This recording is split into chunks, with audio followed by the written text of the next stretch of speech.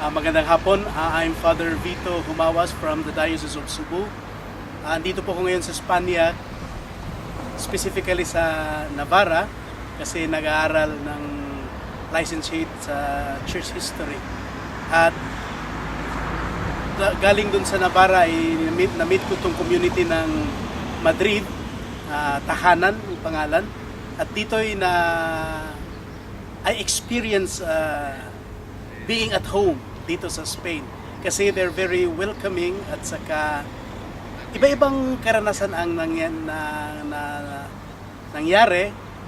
I was introduced to the community by a fellow priest, Father June, at simula doon ako'y bumabalik-balik na dito sa Madrid kasi parang feeling mo andun ka lang sa Pilipinas, kasi maganda talaga yung pagtrato ng mga tao dito, iba't ibang from lugar sa Pilipinas, from Luzon, from the Visayas, and from Mindanao. Pero magkaiba, pero during Sundays, talagang during the worship, during the Mass, we are all Filipinos, we are all one, serving the Lord and rejoicing in the Lord.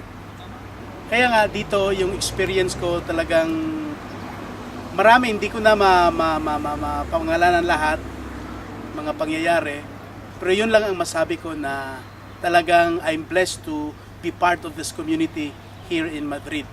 Kaya nga with the chaplain, of course, Father Bubet, and all the leaders sa parish sa Tahanan, ay ako'y naging bahagi din ng community for 2 years. Kasi this year I'll be finishing my studies sa Church History, kaya po papauwi na, pero hindi ko makalimutan yung mga pangyayari dito sa Tahanan, dito sa Madrid, dahil maraming tinuturo sa akin.